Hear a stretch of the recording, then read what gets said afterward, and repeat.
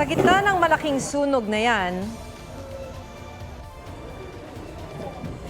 sumabog ang ilang kable ng kuryente sa Davao City. Natupok ang mahigit 150 bahay. Nasawi ang 2 batang may special needs. Ayon sa BFP, na-trap ang magpinsang edad 11 at 14 sa kanilang nasunog na bahay. Sugatan din ang 17 anyos nilang kaanak. Iniimbestigahan pa ang sanhi ng sunog. Mga kapuso, ihanda na ang budget dahil tataas ang singil sa kuryente ngayong buwan.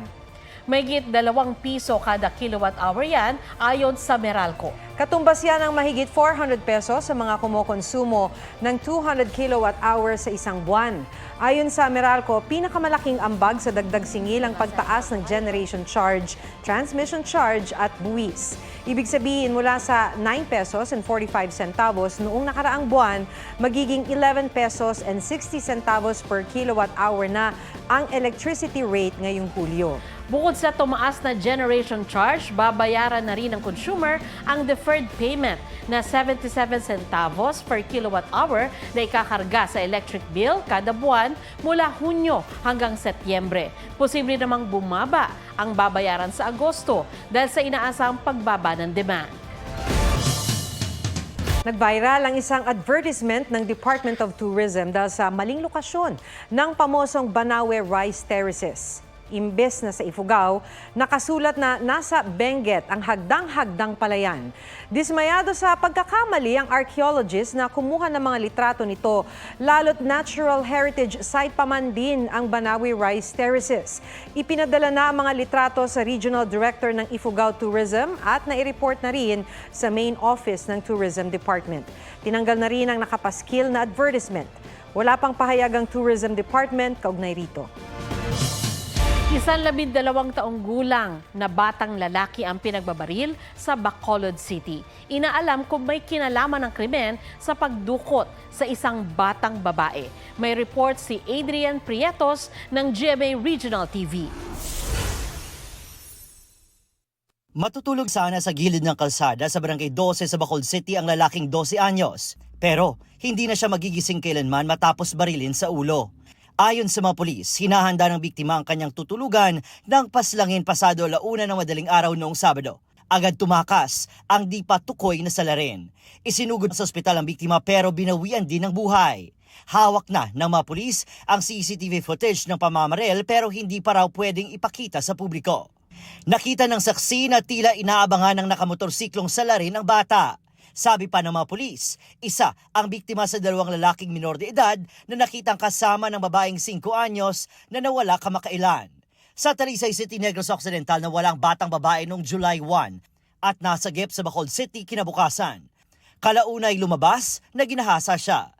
Ang binarel na minor de edad, palaboy raw at kalalabas lang noon mula sa kustudiya ng DSWD. Siyang bata, gin-turnover nila sa PSSD. May takabalong ako na nung rason nga nakagwa siya. Siya man ako, kaya iloy niya mismo na-confirm man. Iniimbestigahan pa kung may kaugnayan ang pagpatay sa lalaking 12 anyos sa pagkawala ng babaeng 5 anyos. May mga instances nga ang bata, ginasugo ni siya sa illegal activity. Sa itong legal age nga ginfilan abduction dito. So, manang ang gulo na hatanaw natin. Sinikap ng GMA Regional TV na kuhaan ng pahayag ang kaanak ng biktima ngunit hindi sila nagpaunlak ng panayam. Adrian Prietos ng GMA Regional TV nagbabalita para sa GMA Integrated News. Hinatulang guilty sina ACT Teachers Party List Representative Franz Castro at dating Congressman sa Tur Ocampo kaugnay ng paglalagay umano sa panganib sa ilang menor de edad. Sa desisyon ng Tagum City Regional Trial Court, nilabag ng dalawa ang Special Protection of Children Against Abuse, Exploitation, and Discrimination Act. Taong 2018, nalagay umano sa panganib ang ilang menor de edad na isinama nila sa isang solidarity mission para sa mga lumad sa Talaingod, Davao del Norte. Sinintensyahan sila at ang 11 pang guro ng 4 hanggang 6 na taong pagkakakulong. Pinagbabayad din sila ng 10,000 pisong civil indemnity at 10,000 pisong moral damages sa bawat isa sa 14 na menor de edad. Tinawag naman ni Castro at Ocampo na hindi katanggap-tanggap at hindi makatarungan ang naging hatol. Wrongful conviction daw ito sa mga tumutulong lang sa mga lumad. Pinag-iisipan na raw ni suspended Mayor Alice Go kung susuko sa Senado. Ayon sa kanyang abogado na si Attorney Stephen David, baka itaon ito ng alkalde sa susunod na Senate hearing sa July 29. Nasa Pilipinas pa rin daw si Go. Sabi naman ni Senadora Riza Ontiveros, kung nakakapag-Facebook si Go, siguro naman kaya niyang humarap sa Senado. Iginiit ni Go na sa post na Pilipino siya. Tinawag naman itong fake news ni Ontiveros. Burado na ang profile ni Go sa Facebook. Tiniyak naman ni Senate President Jesus Cordero ang kaligtasan ni Go at ng kanyang mga kaanak kapag nakulong sa detention facility sa Senado. May detention facility ang Philippine National Police Office dito sa loob ng Senado mismo. In-inspection ko na kanina at it's a room, air-conditioned with its own restroom with bunk beds.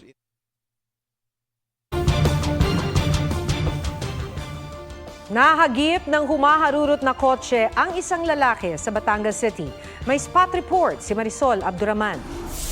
Patawid ng kalsada sa Batangas City ang lalaking yan kasama ang isa pang lalaki. Pero bigla siyang nabaga ng humaharurot na kotse. Dinala sa ospital ang biktima at ang driver ng kotse pero hindi pa tukoy ang kanilang lagay. Sa San Jacinto, Pangasinan, motorsiklo, tricycle at isang pickup nagkarambola. Sugatan ang mga driver ng motorsiklo at tricycle.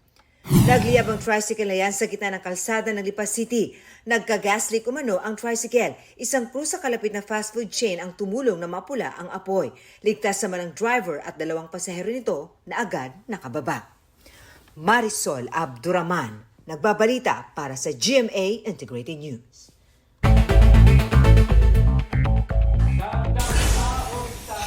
Ilang militanteng grupo ipinanawagan kay Pangulong Marcos ang 150 peso across-the-board wage increase.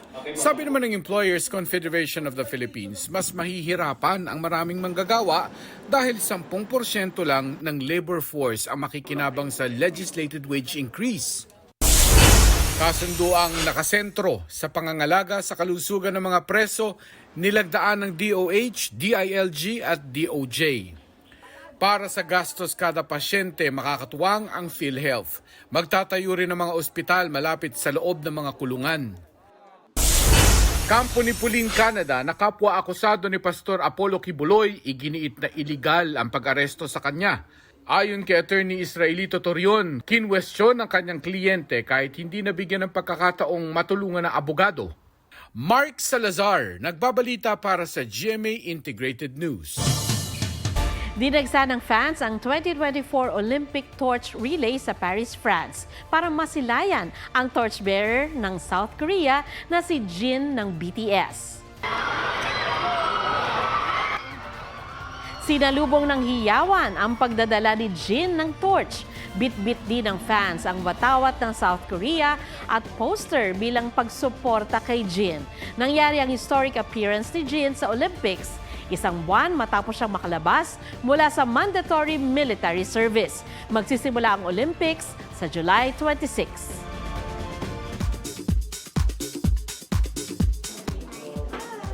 Kylie Padilla nagaganap sa bagong karakter sa hit GMA Prime series na Asawa ng Asawa Ko.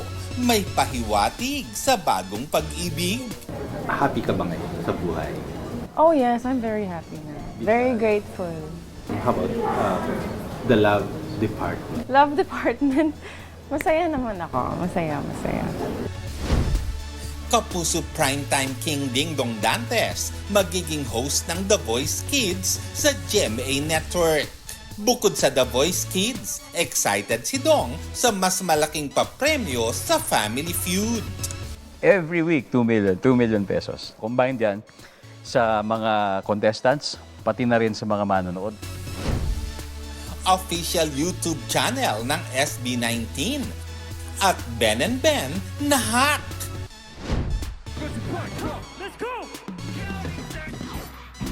K-pop boy group na Stray Kids, headliner sa British Summertime Hyde Park Festival. Solo concert ng K-pop girl group na IVE sa Pilipinas, dinagsa. Lor Santiago nagbabalita para sa GMA Integrated News.